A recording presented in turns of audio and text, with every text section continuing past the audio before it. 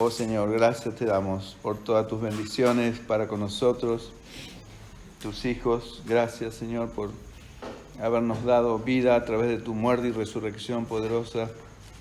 Gracias por haber perdonado todos nuestros pecados y habernos dado ese Espíritu glorioso y tu palabra bendita que nos ayuda, nos guía, nos reconforta, nos alimenta, nos sostiene para que podamos estar firmes contra todos los ataques del enemigo.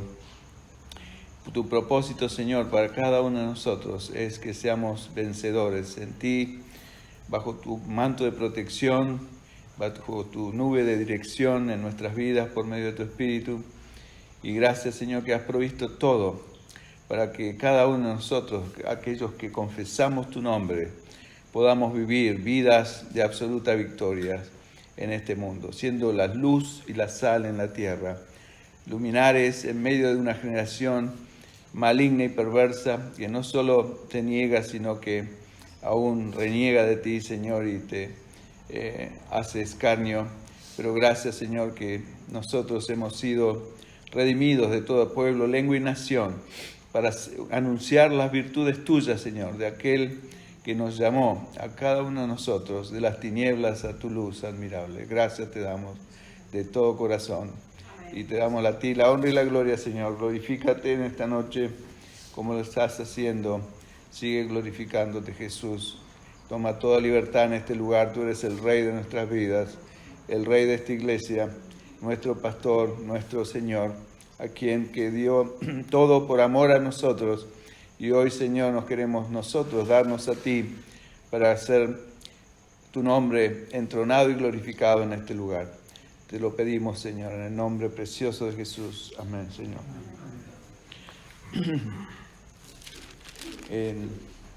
Vimos por 4 sábados, estuvimos estudiando, si se acuerdan, viendo y meditando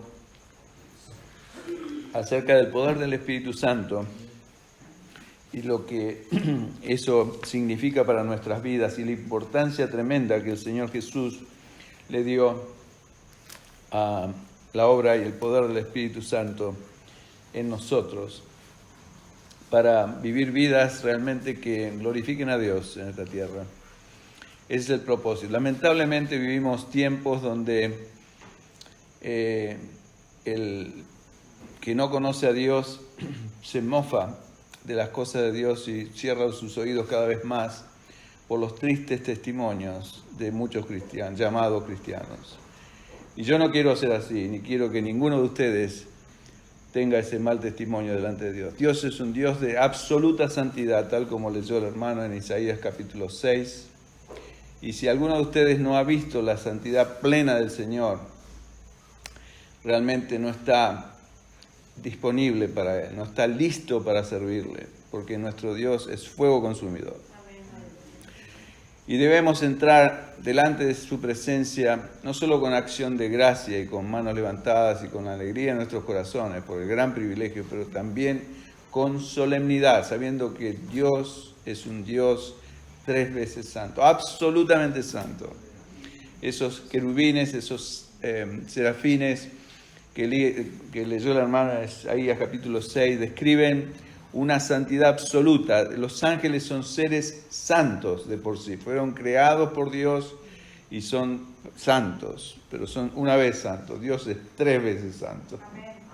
Así que esos seres se cubrían sus rostros y sus pies porque están haciendo eso en un acto de adoración al Señor, de rendición completa, diciendo con ese acto de que no eran dignos de estar delante de ellos, cuanto más nosotros. Si usted no entiende eso, querido hermano, y toma en vano el nombre de Cristo, yo le pido que sea Dios enviando un carbón encendido del fuego de su altar ahí en el cielo y queme su boca y su lengua y su corazón sea circuncidado por fuego para que sirva al Dios vivo y verdadero. A eso nos llamó Dios. Dios llamó, y el propósito de Dios para toda la humanidad, no solo para la iglesia, ahora es en la iglesia, es que tengamos comunión con Él.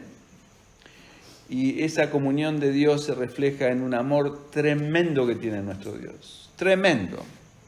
Así como es un Dios santo y absolutamente santo, es un Padre amoroso.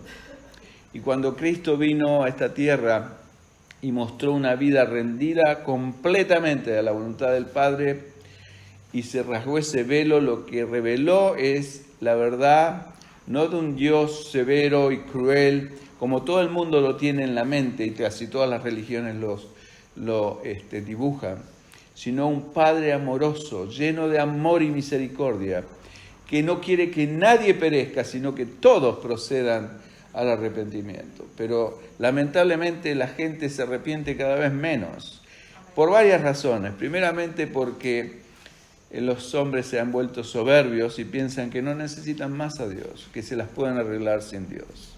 Y aún muchos cristianos tienen este falso concepto arraigado e inyectado por las corrientes del mundo. Y yo les ruego, hermanos, que no sean ustedes así, que dependan absolutamente de su Dios para todas sus necesidades, que no haya nadie de soberbia, de orgullo o de autosuficiencia en su vida. Al contrario, que sean rendidos a los pies del Señor y que vean su santidad, que vean su gloria y digan, así como dijo ese hombre, ¡ay de mí! ¡Ay de mí! ¡Ay de nosotros! Cuando estemos delante del juicio del trono blanco de Dios, hermanos. Y nosotros los cristianos vamos a ser los primeros que vamos a entrar en ese juicio. No sé si lo sabían, entre paréntesis. Así que, hermanos, es solemne esto. Dios no es un juego para usarlo como una carta que la sacamos de la manga cuando nos conviene y cuando no nos conviene lo ocultamos bajo la mesa para hacer nuestras travesuras en esta tierra. No es así. No se juega con Dios. Dios sabe y ve absolutamente todo, pero es nuevamente un Dios lleno de amor y misericordia. Y hoy en esta noche me gustaría hablar de ese amor de Dios, sobre todo el amor de Cristo, que es lo mismo, que nos empuja a amarlo a Él. No sé si usted sabía eso, pero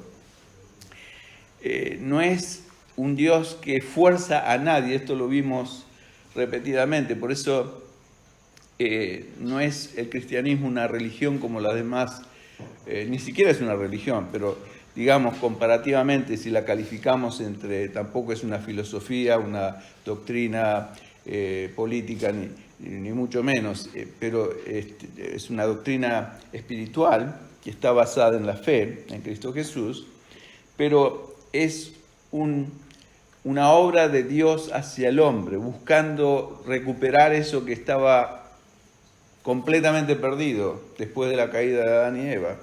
Y Dios, a partir de Génesis capítulo 3, cuando el hombre y la mujer caen en desobediencia y Dios tiene que, debido a su santidad absoluta y su justicia, tuvo que sacarlos delante de su presencia, porque ese es el tema, Dios no puede coexistir con nada impuro. Y por eso nos lleva a valorar más la obra de Cristo, porque Dios me acepta a mí y a ti solamente en la justicia de Cristo. Si no, no me podría aceptar, no podría entrar a la presencia de Dios, ni siquiera orar con Dios, ni mucho menos, porque es todo ese bagaje de pecado que hay en todos nosotros, tal como decía Isaías, personas, hombres y mujeres de labios inmundos, pero que vivimos en medio de gente de labios inmundos. O sea que estamos completamente en una cloaca, sumergidos. Esa es literalmente la verdad. Y Dios nos quiere sacar de ahí y llevarnos, limpiarnos y llevarnos a su gloria. Retomar en cada uno de nosotros esa imagen perdida que el diablo se propuso desde esa caída del primer hombre a tirarla abajo, ¿no es cierto? Esa imagen en la cual fue creado ese primer hombre, esa primera mujer, a la imagen de Dios, el único ser en todo el universo con un espíritu igual que Dios y que lo hacía sensible a las cosas de Dios, pero que lamentablemente se dejó llevar por la tentación del diablo y estamos en la condición donde estamos, pero desde ese entonces que Dios busca recuperar esa relación con nosotros. Y es Dios que lo hace. ¿Y cómo lo hace? No lo hace como lo hacen las otras religiones, cuando el hombre busca retomar la relación con Dios. Acá es al revés, es Dios buscando retomar su relación conmigo. Y eso es aún más humillante. Con lo cual quiere decir que yo no puedo hacer absolutamente para reconciliarme con Dios. Es Dios que me reconcilia con Él. ¿Entienden eso? Y eso me hace más agradecido, más humillado delante de su presencia, reconociendo que no hay nada en mí que pueda agradar a Dios. Ni por muy lindo que predique, ni por mucho que enseñe y conozca de la palabra de Dios, y por mucho tiempo que pase buscando a Dios, todo lo que yo haga en esta vida, en esta corta existencia en esta tierra, no alcanza ni para una sombra de alcanzar la presencia gloriosa de nuestro Señor y esa entrada a ese lugar que Él nos ofrece a nosotros. No es que nosotros lo buscamos. Yo nunca busqué a Dios. No estoy aquí porque lo planeé en mi vida. Dios lo planeó para mí. Aleluya. Y para ti. Lo cual es muchísimo mejor. No es una casualidad, no es una coincidencia, es el plan perfecto de un Dios lleno de amor y misericordia que nos ha buscado ahí en los escondrijos donde estábamos, llenos de mugre, llenos de barro, de porquería, nos limpió, nos transformó y nos lleva en sus hombros para que seamos ovejas de su prado. Y yo me dejo llevar porque es mi Señor con el cual me hace caminar seguro en esta tierra, con esas condiciones de saber que el amor de Él hacia mí es absoluto, absoluto, es un Padre lleno de amor y misericordia. Y como tal, yo, por supuesto, imagínense, usted se da cuenta que tiene un Padre amoroso que lo único que hace es cuidar, o que sabe mucho más que usted, y que encima de eso es todopoderoso. Yo sería un estúpido si quisiera llevar mi vida por mí mismo. Entiéndalo. Sería un necio, absolutamente necio. Cuando yo me doy cuenta de eso, de que estoy ante un Dios lleno de amor, de absoluta e infinita sabiduría, mucho más que la mía, y de todo poder, mucho más que el mío, es como decirle, bueno, yo tengo, por decir algo, ahorrado en mi superannuation, pongámosle $100,000. ¿Lo voy a manejar yo con mi inteligencia y prudencia humana? ¿O se lo voy a dar a alguien que lo sabe manejar mucho mejor que yo? Más vale que, ¿me entienden? Dios sabe todo. Él es el que planeó mi vida desde antes de la fundación del mundo, dice Efesios capítulo 1. Y Él es el que me eligió antes de esa fundación para que fuera santo y sin mancha delante de Él. Eso yo no lo puedo terminar de entender, pero lo creo de todo mi corazón porque lo dice su palabra. Y por eso es que si usted lee la palabra de Dios, no tiene que ser un peso, tiene que ser una fuente de bendición en su vida. Y no lea la palabra para traer una meditación acá, lea la palabra para sustentar su propia vida delante de Dios. Olvídese de esas cosas, olvídese de las apariencias, de las cosas, de lo que opinan los demás de mí, de lo que opina, piense lo que piensa Dios de usted, eso es lo único que lo tiene que preocupar. Lo demás es todo cartón pintado, que hoy está y mañana no va a estar. Pero Dios va a estar siempre, por eso dice, el cielo y la tierra pasarán, pero mis palabras nunca van a pasar, jamás pasará. Ni una tilde de mi palabra, dice, se va a dejar de cumplir, dice el Señor. Ni una jota, ni una tilde, nada, ni un acento. Entonces, ese es nuestro Dios y a Él debemos enfocarlo. Y hoy esta noche me gustaría, como digo, hablar del amor que me mueve a mí a amarlo a Él. Y que espero que te mueva a ti a amarlo a Él. Y cuando hablamos de amor, para aclarar, tal vez haya personas que no conocen esto, no saben esto, no lo han entendido. Cuando hablamos de amor los seres humanos, hablamos de un amor barato, de latón o de chapa. El amor de Dios es sublime, es de oro, es de la piedra más preciosa o el material más puro que pueda existir. Ese es el amor de Dios. El amor, para nosotros en la lengua española, llamamos a todo amor el amor natural del hombre y la mujer es lo que en griego se denomina o se llama eros, es el amor erótico, el amor sensual o sexual. No tiene nada que ver con el amor de Dios. El amor eros ama porque, o sea, por algo, ¿no es cierto? Por alguna razón. Yo te amo porque tal y tal cosa. Por ejemplo, yo te amo porque, bueno, tú me tratas bien, o tú me haces de comer, o tú, lo que sea, o tú me pagas un sueldo. Ese es el amor, que es el amor natural, que todas las personas de este mundo se mueven, y cuando hablan de amor, a eso se refieren. Algo que los enternece, los atrae, inclusive los puede emocionar, pero siempre hay una conveniencia, hay como se llama un string attach, o sea, hay como unos hilos que nos mueven a amar. O sea, yo no es que ame ir a trabajar, pero amo lo que me pagan, entonces por eso me someto, ¿me entienden? Y muchas personas, hoy en día más que nunca, sobre todo a nivel familiar, las parejas que se arman como si fueran asociaciones.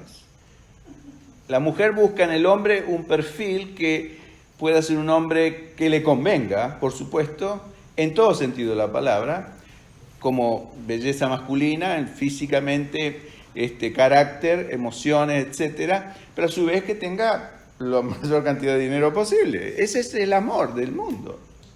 Y cuanto más exitoso sea el hombre, mejor candidato es para una mujer que está buscando un hombre. Pero es un grave error para una mujer. Si usted es una mujer y busca un hombre así, yo le digo, tenga cuidado, porque se va a equivocar. Lo más probable. Y el hombre lo mismo, busca una mujer sensual, sexy, bonita, de buen cuerpo, de buena apariencia, que lo trate bien, que cocine bien si fuera posible, etc. Y que encima tenga dinero, por supuesto. Entonces es el amor del mundo. Pero el amor de Dios es el amor ágape, que es una palabra distinta en griego y significa yo te amo a pesar de. Y el amor ágape, lo más parecido en lo cual lo podemos asemejar o describir, es el amor de una madre hacia sus hijos.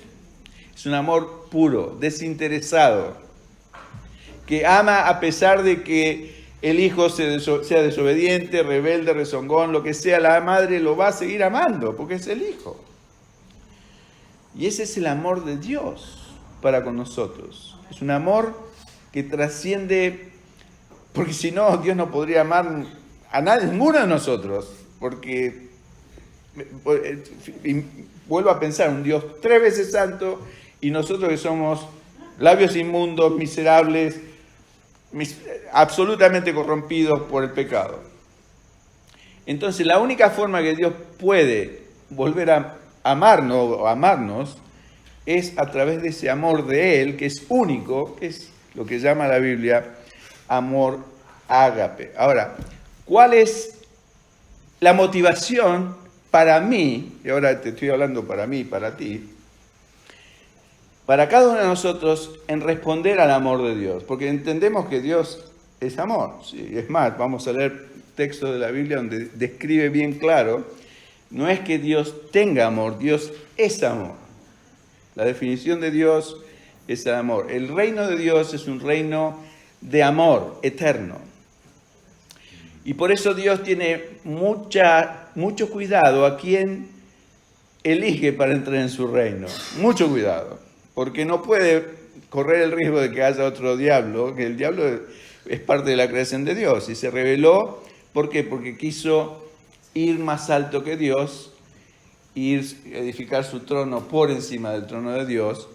¿Por qué? Porque era bonito, y porque era exitoso, y porque era talentoso. Fíjense, ¿no es cierto? Nuevamente, por eso es que Dios resiste a los soberbios, y esa es la naturaleza misma de Dios, y da gracia a los humildes, y eso nos incluye a nosotros. Y por eso el diablo está donde está, destituido de su gracia, de esa unción que él recibió como diablo, cuando no era diablo, era tal vez se llamaba Lucifer, no sabemos bien claramente, la Biblia se refiere a él como Lucifer, el lucero de la mañana. Pero el Señor, por más que encumbrado que fuera, le cortó las alas y lo sacó del cielo. y hoy está rondando en los aires del segundo cielo, tratando de hacerle la vida miserable y confundir a la mayor cantidad de almas posible en este mundo, y lamentablemente le va muy bien el negocio. Pero Dios quiere, y el Señor Jesús vino a este mundo y ha venido a mi vida completamente al opuesto, para deshacer de mí toda obra del diablo y de ti. Iniciar un proceso de adentro hacia afuera, donde me limpia, me purifica, me santifica, me hace absolutamente nuevo. Una nueva mente, un nuevo corazón, una nueva criatura, como dice en Corintios. Si Dios quiere, vamos a ver ese pasaje en 2 Corintios, capítulo 5. El que está en Cristo es una nueva criatura. ¿Sabe ese texto usted? Las cosas viejas pasaron, y aquí son todas hechas nuevas. Ese es un texto muy conocido por casi todos los cristianos evangélicos, pero vamos a leer un poco lo que dice antes de ese. Vamos a 2 Corintios capítulo 5, todos juntos, y leamos un poco del contexto de lo que dice ese famoso verso que acabamos de citar todos juntos, que la mayoría de nosotros lo sabemos de memoria.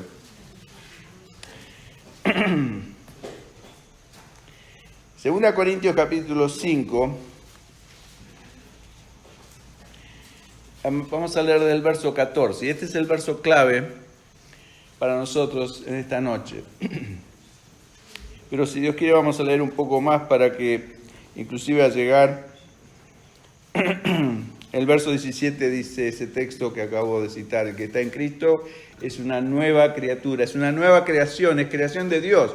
Por eso somos hijos de Dios. Por eso dice en Juan, mirad, o primera Juan dice, mirad cuál amor nos ha dado el Padre, para que seamos hechos hijos de Dios. No somos siervos de Dios, somos hijos de Dios. Somos parte de su familia. Dios nos hace cercanos. ¿Qué cosa más íntima hay en este mundo, aparte de la relación del hombre y la mujer como esposos, que la relación del matrimonio con sus hijos? Bueno, el Señor nos ha hecho hijos, ¿no es cierto? ¿Por qué? Porque somos una nueva creación. Cuando el libro de Génesis habla de los hijos de Dios que buscaban mujeres bonitas, etcétera, etcétera, lo que está hablando es de seres angelicales, tal vez eran demonios. En la Biblia en ese momento no había una clara visión como hay a partir del nuevo pacto, de la venida del Señor, donde el Señor directamente, de que comienza su ministerio, empieza a confrontar al diablo.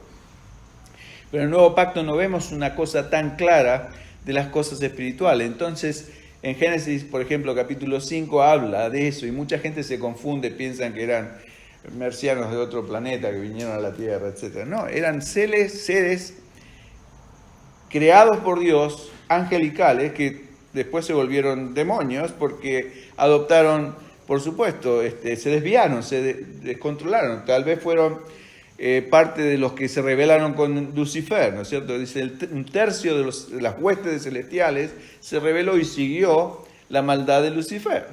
Y hoy son los demonios que andan pululando por nuestros alrededores y que confunden al mundo.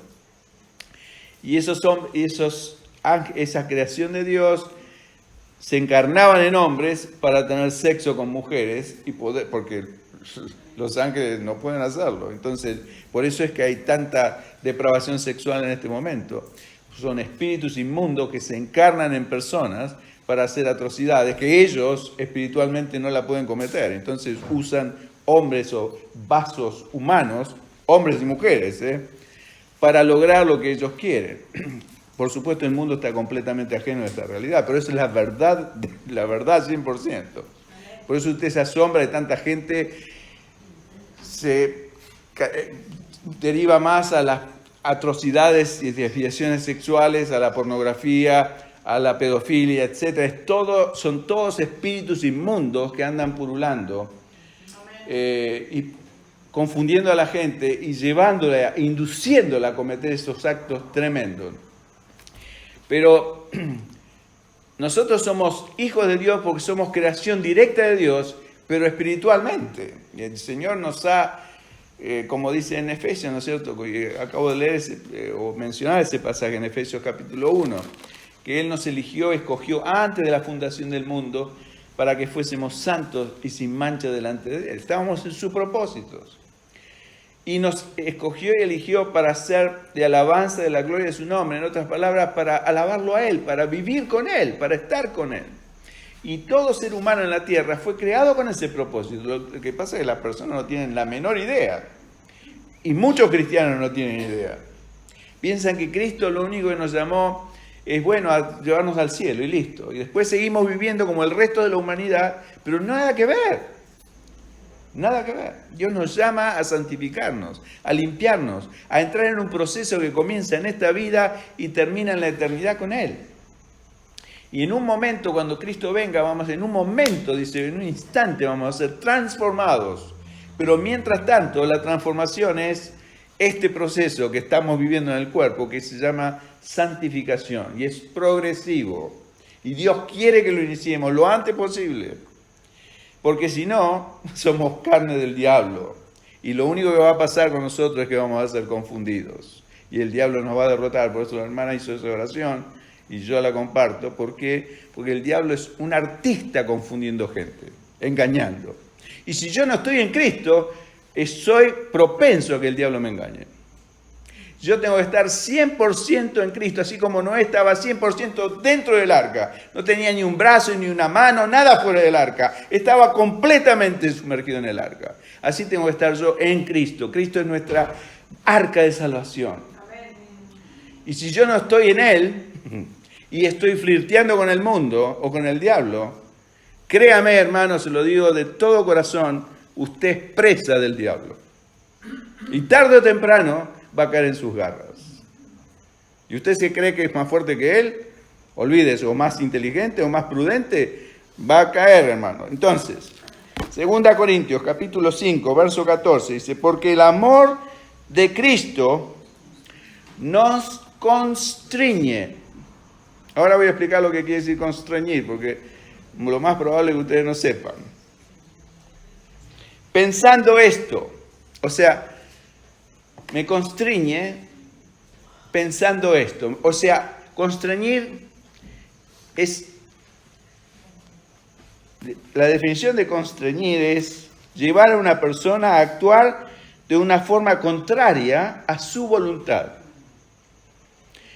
Constreñir es empujar, o sea, algo que me empuja a mí a hacer algo contrario a lo que yo haría naturalmente. ¿Y qué es lo contrario? Es tener ese amor de Dios en mí. No, en mí está el amor egoísta, natural en todo ser humano. Pero el amor de Dios que está en mí, como dice Romanos capítulo 5, verso 5, fue derramado en mí. Y cuanto más lleno yo de ese amor de Dios, que significa literalmente ser lleno del Espíritu de Dios, ser lleno del Espíritu de Dios es ser lleno del amor de Dios. No es otra cosa. No es hablar en lenguas, ni saltar alto, ni vocificar, ni reírse, ni nada de eso. Es ser lleno del amor de Dios. Y si yo estoy lleno del amor de Dios, es de Él el amor, no es mío. El amor de Dios tira abajo todo lo que yo tengo el concepto de amor. Y ese amor me constriñe, me mueve a ser distinto, a hacer lo que yo no puedo ni haría nunca por mí mismo, que es amar a Dios y amar a las personas. Porque es el amor de Dios en mí. Por eso dice este pasaje que el amor de Cristo nos constriñe, nos mueve. ¿Sabe lo que es constreñir literalmente para que se dé cuenta? Todos saben lo que es un tubo de pasta dentífrica, ¿no es cierto? Saben todo lo que es. Imagínese un tubo de pasta dentífrica.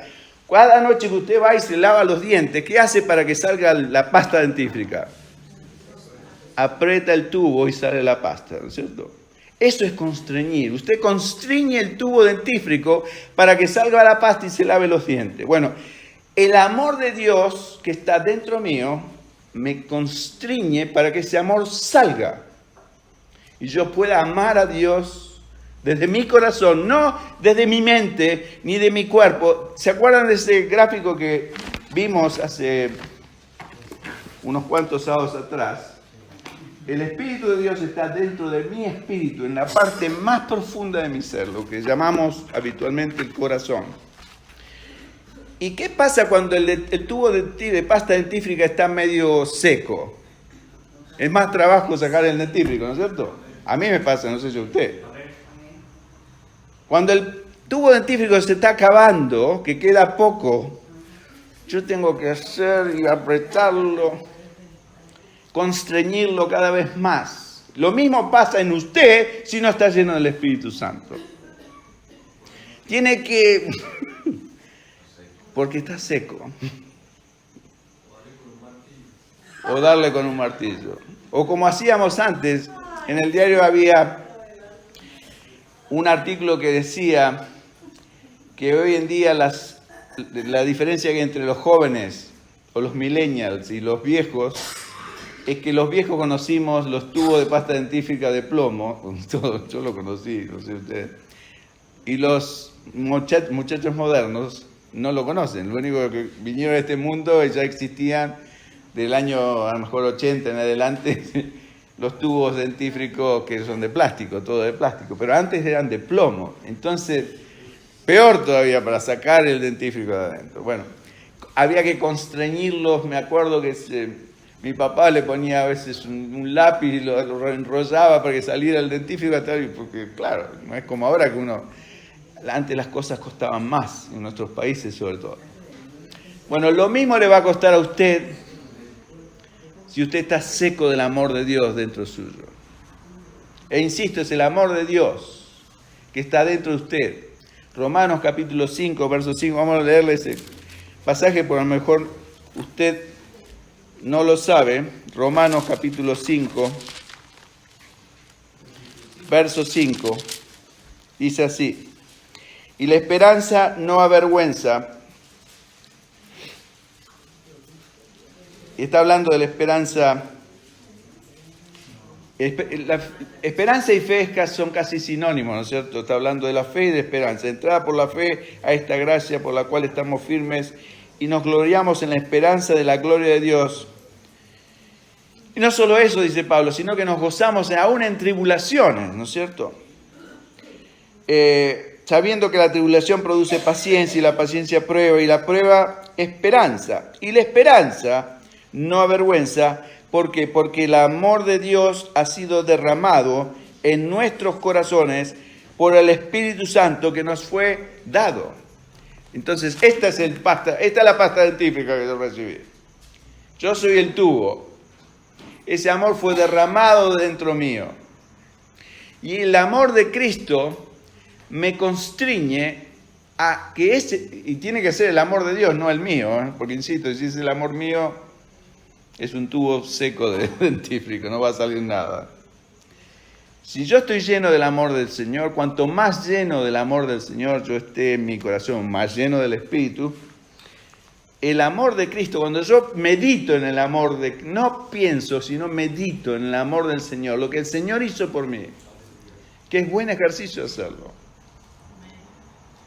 Si yo no fuera por lo que el Señor hizo por mí, como dije, no puedo estar delante de la presencia de Dios, no puedo acercarme, ni siquiera hablar con Dios.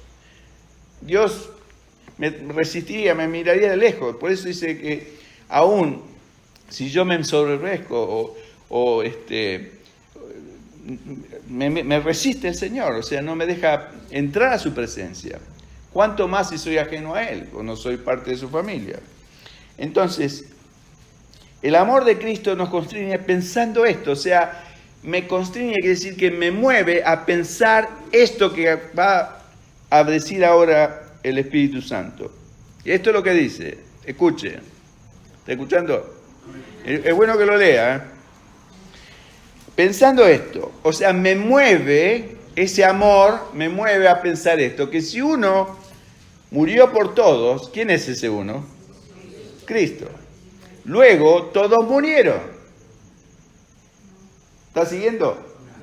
O sea, el amor ese que yo tengo adentro me mueve o me lleva a pensar esto, que si Él murió por mí, luego todos nosotros hemos muerto. ¿Eso de dónde lo saca Pablo? Lea Romanos capítulo 6, ahí se va a dar cuenta.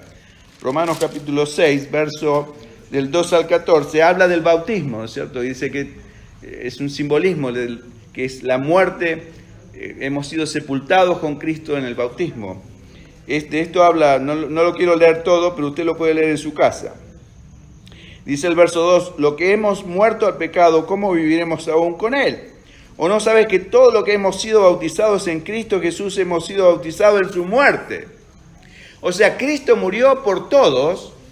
Entonces, el amor ese de Dios me mueve a pensar que si Él murió, hizo eso por mí, entonces yo también tengo que morir por Él. ¿Me siguen? Y por todo murió, dice un poco más adelante en el verso, para que los que viven, ¿quiénes son los que viven?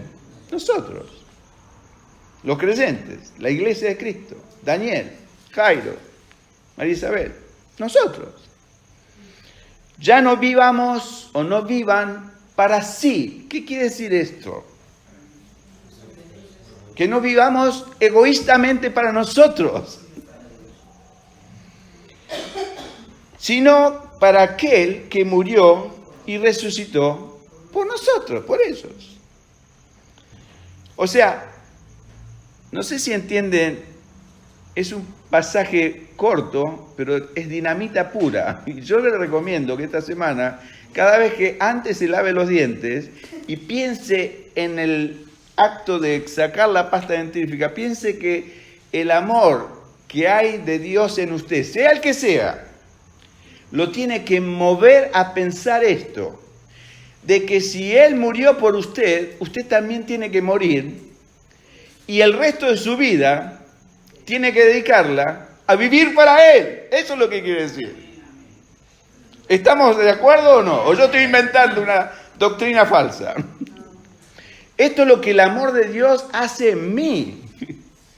El amor de Dios me mueve, me constriñe, me saca a amarlo a Él para rendirle mi vida a Él. Decirle, Señor, tú has hecho esto por mí, un desgraciado. Yo me ofrezco por ti. Me derramo por ti. Esto es lo que dice, ya no vivan para sí, sino para aquel que murió y resucitó por ellos. Yo creo que no hay un pasaje más claro en la Escritura que describa cómo un cristiano debe vivir en esta vida. Ahora, ¿cuántos cristianos conoce usted que vive de esta manera, incluyéndolo a usted? Hermanos, hay una solución, cambiemos ya. Dios no lo acusa para condenarlo, Dios lo quiere llevar a un compromiso mayor con Él, a una área de libertad mayor sobre las amenazas y las tenaces persecuciones del diablo contra su vida. Si usted vive de esta manera, el diablo no encuentra ocasión en su vida, como no la encontró en el Señor, porque Él vivió siempre dependiendo de la voluntad del Padre. Y si yo vivo de esta manera, movido por ese amor que tiene que estar lleno en mí, constante y permanente, que me induce a pensar, Señor, este día, cada día que me levanto, yo hoy lo dedico a ti, 100%. No quiero vivir para complacer mis apetitos, mis deseos egoístas. Aún si estoy de vacaciones, yo le digo eso al Señor. En mi intimidad. Y mi esposa está al lado mío y no lo escucha. Se lo digo a Él. Él lo tiene que escuchar. Y tiene que ser sincero. Eso no quiere decir que yo no disfruto de las vacaciones, que no disfruto de una buena comida. No quiere decir nada de eso. Y porque Dios, nuevamente le vuelvo a repetir, muchos cristianos tienen miedo de ir a este grado de entrega completa con Dios, porque piensan que Dios va a tomar ventaja y me va a hacer cosas o me va a hacer sufrir en esta vida. Mentira del diablo. Dios es un Padre amoroso. Cuanto yo más hago y practico esto, más grande es su amor hacia mí, más me muestra su gracia, su poder infinito. Me guía, me afirma, me confirma, me reconforta, me sustenta. Si yo sigo viviendo egoístamente, el único que está contento es el diablo. Y me dice, y me susurra, no te entregues a Dios, porque vas a vivir una vida miserable. No vas a poder hacer lo que querés, lo que deseas tanto y te gusta tanto. Y sí, hay muchas cosas que yo hacía antes y me encantaban, me gustaban mucho. Y ya no las puedo hacer más, porque ofenden a mi Señor. Pero gloria a Dios por eso. Porque cada vez soy más libre de esas cosas. Porque ya no vivo para mí, sino para aquel que murió y resucitó por mí. Y si usted hace eso, esto es lo que se llama morir a la carne. Usted va a vivir bajo el poder del Espíritu Santo. Va a vivir esa vida, esos días o años, o lo que sea, o décadas que le queden en esta vida, movido y llevado bajo el poder de la resurrección, de Cristo, de la vida de resurrección de Cristo. Así que nadie puede amar a Dios a menos que haya recibido de Él mismo la esencia del amor para amarlo, ¿no es cierto? Y ahora vamos rápidamente a 1 Juan capítulo 4, versos 7 al 10. O sea, vemos cuál es el propósito de Dios, es movernos a amarlos a Él para que nuestras vidas sean rendidas a Él realmente, ¿no es cierto? O sea, pienso que lo hemos más o menos entendido. Que lo hagamos es otra cosa, ¿eh? Ese es otro paso que debemos aprender, no solamente a ser oidores, sino hacedores de la palabra de Dios. Por eso les digo y los exhorto a que, por lo menos esta semana, cada vez que va a lavarse los dientes, piense en ese pasaje. Señor, tu amor me mueve a amarte. ¿De qué forma? Una entrega total hacia ti. Aquí estoy. Me voy a dormir entregado en tus brazos y me levanto entregado en tus brazos. Y voy a hacer no lo que a mí me guste y me apetece y deseo, sino lo que tú quieres, Señor. Me pongo en tus manos, a tu disposición. Dice así, 1 Juan capítulo 4, versos 7 al 10. Amados, amémonos unos a otros, porque el amor es de Dios. O sea que yo puedo amarlos a ustedes y ustedes me pueden amar a mí, porque ese amor de Dios que fue derramado en nuestros corazones está dentro nuestro. Entonces no solamente me mueve, por supuesto me mueve primero de todo amar a Dios en respuesta, pero también amar a mis hermanos. Y es tremendamente importante porque esa es la forma que yo demuestro que amo a Dios. Es muy fácil decir, sí, yo amo a Dios. Bueno, ahora lo vamos a leer, ¿no es cierto? Las condiciones del amor de Dios. Dice el verso 8, el que no ama no ha conocido a Dios, porque Dios es amor. Nuevamente está hablando del amor ágape, no del amor eros. Acuérdense de eso. En esto, verso 9, en esto se mostró el amor de Dios para con nosotros, en que Dios envió a su Hijo unigénito al mundo, para que vivamos por Él. Exactamente lo mismo. Dios no envió a su Hijo al mundo solamente para salvarnos y llevarnos al cielo, como todos pensamos, sino para que vivamos por Él, dice acá. Exactamente lo mismo que dice en 2 Corintios 5:14. Ya no vivamos para nosotros, vivamos para Él. ¿Se dan cuenta? Es lo mismo. Verso 10. En esto consiste el amor, no en que nosotros hayamos amado a Dios, sino en que Él nos amó a nosotros y envió a su Hijo en propiciación por nuestros pecados. Y la palabra propiciación es una palabra profunda que significa no solamente que Dios nos perdonó a través de ese sacrificio, sino que el sacrificio de Cristo apaciguó absolutamente la ira de Dios. Tengo paz con Dios. No hay nada que me separe a mí de la presencia de Dios. Nada, absolutamente nada. Por la propiciación que hizo Jesús. Es mucho más que perdón, mucho más.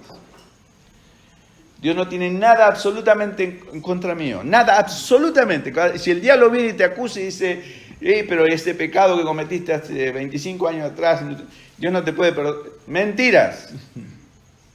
Si usted es honesto delante de Dios y se arrepintió de su pecado, vino a Cristo, recibió el perdón por la fe en Él, en ese sacrificio perfecto, y Dios le dio de su espíritu y le dio su perdón, olvídese, quédese tranquilo. Su deuda está absolutamente saldada. El problema es de ahora en más cómo vamos a vivir. Por eso Dios le da de su espíritu y su palabra para que pueda andar en Él. Así que amamos a Dios tan solo como consecuencia de haber recibido de su amor cuando somos llenos del Espíritu Santo. Como ya dijimos, el texto es en Romanos capítulo 5, verso 5, que la esperanza no avergüenza porque el amor de Dios ha sido derramado en nuestros corazones por su Espíritu. Ese es el amor que necesitamos. No podemos hacer esto con el amor nuestro de lata y barato que tenemos. Ahora, ¿cuál es la muestra tangible de que amamos a Dios? De que yo, Daniel, amo a Dios. Es fácil decirlo, ¿no es cierto? Todos nosotros nos vemos los sábados y decimos, cómo amamos a Dios, venimos acá todos los sábados, cantamos y oramos todos juntos y compartimos la palabra. Lo cual es cierto, pero puede ser una pantalla nada más. Ahora, ¿cuál es la muestra tangible de que yo, Daniel, amo realmente a Dios para ustedes, para mi esposa, para mis hijos? ¿Por qué? Y dice en 1 Juan capítulo 3, verso 10, y esta es la razón, porque primero amo justicia. Quiere decir que no vivo bajo mis reglamentos como antes tenía yo, personales, humanos, sino que vivo bajo la justicia de Dios. Llamo lo que es justo, lo que Dios llama justo. Y aparte, esa es la primera razón, y aparte amo a mis hermanos. Esa es la buena evidencia bien clara de que yo amo a Dios. Primero dice, 1 Juan capítulo 3, verso 10, en esto se manifiestan, se evidencian los hijos de Dios y los hijos del diablo. O sea, en otras palabras, en esto se diferencian los hijos de Dios verdaderos y los hijos del diablo. Mire lo que dice a continuación.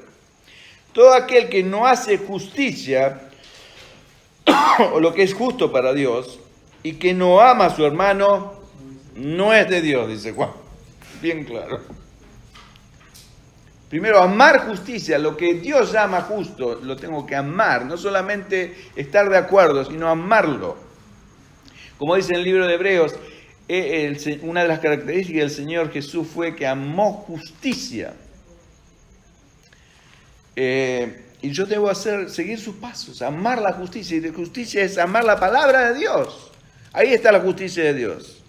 En todo lo que Él dice que es justo. Y eso yo tengo que estar de acuerdo. No puedo hacer un collage. ¿Saben lo que es un collage? O recortar la palabra de Dios. Este texto me gusta, lo voy a pegar, lo voy a memorizar. Y el resto no. No, la palabra de Dios es su justicia para mí. Y la tengo que vivir porque tengo que estar de acuerdo, si no estoy en contra de la voluntad de Dios. Por eso es tremendamente importante leer la palabra de Dios entera, por lo menos una vez en su vida. Y dejar como, no solamente mucha gente se jacta de cuántas veces leyó la palabra de Dios, pero lo importante es que la palabra de Dios vaya o pase una vez a través suyo. Como una espada. Una vez es suficiente. Así que la segunda muestra es que aman a Dios porque aman a sus hermanos. En 1 Juan capítulo 4, ahí nomás cerquita, verso 20 al 21 dice, si alguno dice, yo amo a Dios y aborrece a su hermano, es mentiroso, directamente.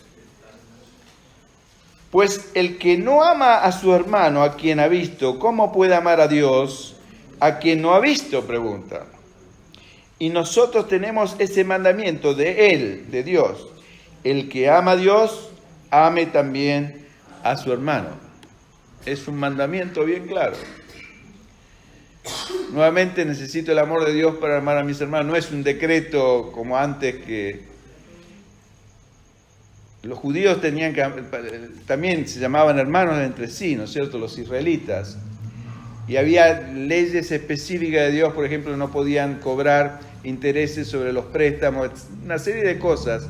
Pero para nosotros las demandas son mucho más altas, muchísimo más altas. ¿Por qué? Porque está basado el nuevo pacto en el amor de Dios. Es un pacto completo bajo el amor de Dios. Y por último, ama a los hijos de Dios, o ama a sus hermanos, porque ama a Dios guardando sus mandamientos. Y esta es una muestra clave de una persona que realmente ama a Dios y ama a sus hermanos. En 1 Juan capítulo 5, versos del 2 a 3 dice: en esto conocemos que amamos a los hijos de Dios. Estas son pruebas para nosotros mismos, son autotest, los amo yo. Muchas veces yo leo estos pasajes y me chequeo yo mismo. Es más, hay una exhortación de la palabra, dice: examinaos a vosotros mismos si es que estáis en la fe. Esta es una forma de examinarnos para ver si estamos realmente en la fe o estamos equivocados. En esto conocemos que amamos a los hijos de Dios, o sea, a nuestros hermanos. En esto conozco yo que los amo a ustedes. Cuando amamos a Dios y guardamos sus mandamientos. Que claro, ¿cómo demuestro yo que amo a Dios? Solamente de una forma: guardando sus mandamientos. Pues este es el amor a Dios, que guardemos sus mandamientos, y sus mandamientos no son gravosos. Eso es muy importante. Si para usted es una carga guardar los mandamientos del Señor, es un mal síntoma. Yo tengo que sentir placer obedecer a Dios. Esto es lo que dice. No es gravoso, quiere decir que no es una carga. El Señor me dice: amad a vuestros enemigos. Uy, Señor, otra vez tengo que amar a este enemigo. Es gravoso. No sirve. Lo tengo que hacer. Señor, si tú me lo dices, me tienes que ayudar, porque yo no lo puedo hacer. El Señor lo va a ayudar, no le quepa duda. Pero si usted tiene esa humildad de reconocer, así como Isaías reconoció que era un hombre de labios inmundos, el Señor inmediatamente lo arregló ese problema. Y si usted reconoce delante de Dios: Señor, yo no puedo amar a mis enemigos, me esfuerzo, trato, o un hermano, si todos los hermanos son fenómenos, pero hay un hermano que tiene esta cara y no me gusta y no lo... Yo he visto situaciones así en muchas iglesias. Bueno, si usted lo confiesa a Dios honestamente, Dios lo va a remediar en un instante. Va a poner ese carbón en su corazón, en su mente, en sus ojos, en donde usted lo necesite, y lo va a limpiar. Por eso dice 1 Juan que si confesamos nuestros pecados, Dios es fiel y justo para perdonarnos nuestros pecados y limpiarnos de toda maldad, dice el texto. Así que, si realmente amo a Dios, voy a obedecer sus mandamientos gustosamente. Esto ya terminamos, Juan capítulo 14, es Jesús hablando, en el Evangelio de Juan. Capítulo 14, varias veces Jesús hizo énfasis en la tremenda importancia de obedecer sus mandamientos, y en esto mostramos que lo amamos a Él. En Juan capítulo 14 hay 3 ocasiones donde Jesús, y ahora las voy a leer, hace mención de esta tremenda verdad. La única forma que yo tengo de mostrarle a Dios y a mi Señor que lo amo es obedeciéndolo en todo. No hay otra forma. Juan capítulo 14, verso 15, dice: si me amáis, dice Jesús, guardad mis mandamientos. Juan capítulo 14, verso 21. El que tiene mis mandamientos y los guarda, ese es el que me ama, dice Jesús. Y el que me ama será amado por mi Padre. Y yo le amaré y me manifestaré a él. Fíjese qué promesa. Si yo amo realmente a Jesús, voy a obedecerlo en todo lo que Él me dice. Si el Espíritu Santo me convence a mi conciencia de un pecado, inmediatamente yo tengo que ponerme a cuenta con Dios. Señor, perdóname, y si me manda a confesar mi pecado delante del que sea, así sea un niño, así sea un anciano, así sea una persona de mayor autoridad o menor, lo que sea, un empleado mío, yo tengo que hacerlo porque tengo que obedecer a Dios. Y si yo hago eso, la promesa de Dios es esta: que el Padre de Dios, del Señor Jesús, Dios Padre, me va a amar. Y es más, dice, y yo le amaré, dice Jesús, y me manifestaré a Él. ¿Se dan cuenta que obedecer a Dios produce una recompensa tremenda? Porque el Señor se manifiesta en la vida de aquellos que lo obedecen. Y por último, en Juan capítulo 14, verso 23, Jesús dice, respondió Jesús y le dijo, porque los discípulos le preguntan, ¿cómo es que te manifestarás a nosotros y no al mundo? Y esto es lo que le responde Jesús. El que me ama, mi palabra guardará, y mi Padre le amará, y vendremos a él o a ella, y haremos morada con él o con ella. ¿Quiere más claro que esto? Si yo amo a Jesús y obedezco lo que Él me dice y ando en luz, quiere decir que ando con cuentas claras y cortas delante de mi Dios. Si Él llama algo pecado y yo no lo llamo, tengo que decir, Señor, perdóname. Me está mostrando algo que está mal en mí. Puede ser mi carácter, puede ser una forma de pensar, puede ser una actitud mía, puede ser lo que usted pueda llegar a pensar. Dios le va a ir mostrando paulatinamente. Es un proceso de santificación, es normal, no se asuste. Y cuanto más se acerca a Dios, más imperfección usted va a ver. Pero no importa, estamos para eso. Para eso el Señor nos quiere limpiar. Y son como esas capas de la cebolla que se van sacando, pero después aparecen más, por supuesto. Es progresivo y es paulatino. Así que, al que se perdonó más, dice Jesús, más va a amar, ¿no es cierto? ¿Se acuerdan de ese relato en Lucas capítulo 7? No quiero ir a él porque se me fue el tiempo, pero léalo usted en su casa, en el Evangelio de Lucas, capítulo 7, verso 36 al 50. Jesús va a visitar a un fariseo que se llamaba Simón. Y entra Jesús a la casa de ese fariseo, era un hombre muy rico, los fariseos eran todos hombres muy ricos. Y una mujer se enteró, que era una mujer de mala vida, se enteró que Jesús estaba ahí y entró a la casa y empezó a llorar en los pies de Jesús, a lavarle los pies al Señor y enjuagarlos con sus cabellos. Y después derramó perfume. Es muy probable que haya sido la misma mujer que rompió el perfume de alabastro delante del Señor. Pero Simón pensaba dentro suyo, si éste supiera quién es esta mujer, no se dejaría tocar. Pensémoslo hoy. Es una prostituta de la calle, una mujer que vivió en pecados, y va y le hace eso a un hombre, porque el Señor era un hombre igual que yo, igual que nosotros. Entonces, los malos pensamientos de las personas entraron a volar. Y Simón pensaba eso y muchos pensaban eso. Pero el Señor le empezó a hacer preguntas. Simón, dice, hay dos deudores. Uno le debe a su señor 50 denarios y el otro 500. Y Dios agarró y perdonó a los dos. ¿Quién te parece que lo va a amar más a su señor? Y el otro Simón le respondió, y por supuesto, el que más le perdonó, más... Bueno, ¿ha juzgado correctamente? Le dice el Señor. Mira esta mujer. Dice, tú vine a tu casa, no me limpiaste los pies, no me ungiste, no hicieron nada por el Señor. Esta mujer no ha dejado de besarme los pies, de lavarme los pies, de enjuagarlo con sus cabellos. Y le dice, delante de todos los que estaban en la mesa, tus pecados te son perdonados. ¿Se dan cuenta el Señor lo que es? La honestidad es lo que más valora el Señor. No nuestra apariencia de santidad, cuando no lo somos.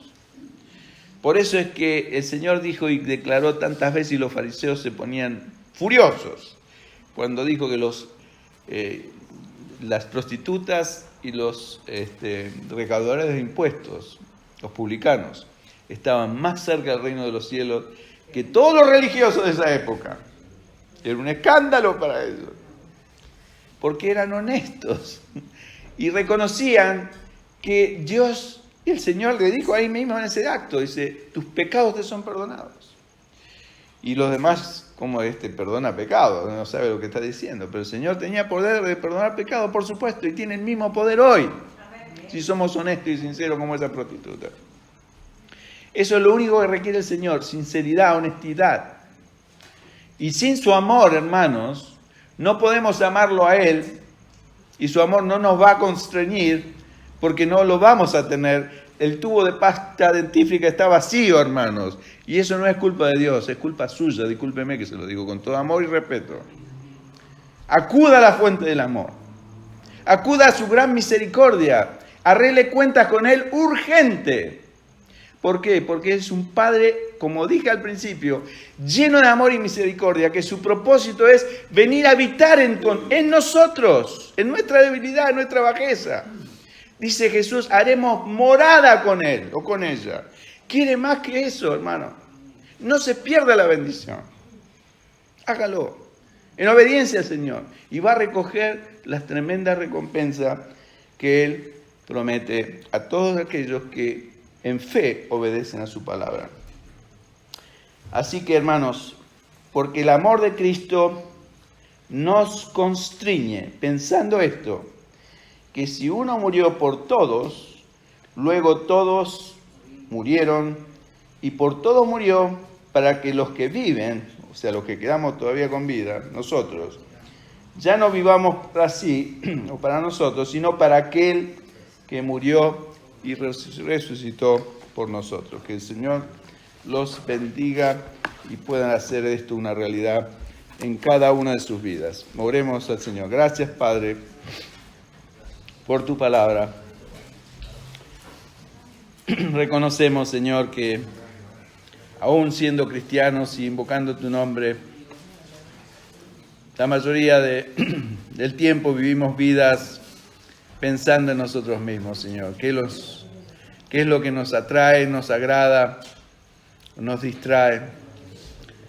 Cuando deberíamos estar centrados en ti, en entregar nuestras vidas por completo a ti, en rendirnos absolutamente a ti, como estaba esta mujer, rendida a tus pies, enjuagando con sus lágrimas de tristeza y dolor, las cuales tú, Señor, limpiaste con esa pureza tuya que te caracterizaba y ese perdón abrazador que le rendiste a esa mujer, así como me rendiste a mí, como rendiste a tantos de mis hermanos.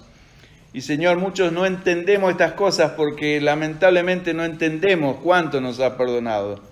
Pensamos que a lo mejor nos ha perdonado poquito, por eso te amamos poquito. Pero Señor, abre nuestros ojos, haznos ver como le mostraste esa visión a Isaías, de nuestra condición real, de cuánta basura hay en nosotros. Para entender de cuántos tremendos pecados nos has perdonado cuando nos recibiste en tu seno. Para que este simple acto nos haga amarte más a ti, Señor. Rendirnos de corazón a ti. No hoy como un acto emocional, sino cada día de nuestras vidas. Cada vez que nos levantamos antes de salir de la cama, Señor, que elevemos una corta oración a ti, ofreciéndote a nosotros nuestro ser completo, sin retasear nada, Señor, porque tú eres dueño absoluto de todo, porque tú te diste completo por mí, por amor a mí. No porque lo tuviste que hacer, no por obligación delante del Padre, no porque te forzaron, sino porque me amaste desde antes de la fundación del mundo. Oh Señor, ayúdanos a mí y a cada uno de mis hermanos aquí presentes y a todos los que oigan este mensaje, a que en un acto de fe se derramen, así como esa mujer derramó ese perfume que implicaba o significaba una vida que se derramaba delante de tus pies, Señor. Y que ese olor salga como un aroma grato y fragante delante de tu presencia en el cielo. Y se haya gozo en el cielo por una persona, un pecador que se arrepiente. Gracias, Padre, porque tu disposición a limpiarnos, a perdonarnos, a ayudarnos a salir de nuestra mugre es total, incondicional. Y aquel que no escatimó a su propio Hijo, sino que lo dio, ¿cómo no nos dará con Él todas las cosas? Así, Señor, perdónanos cuando somos incrédulos y ayúdanos a poner nuestras vidas completas a tu disposición. Te lo pido en el nombre de Jesús. Amén, Señor.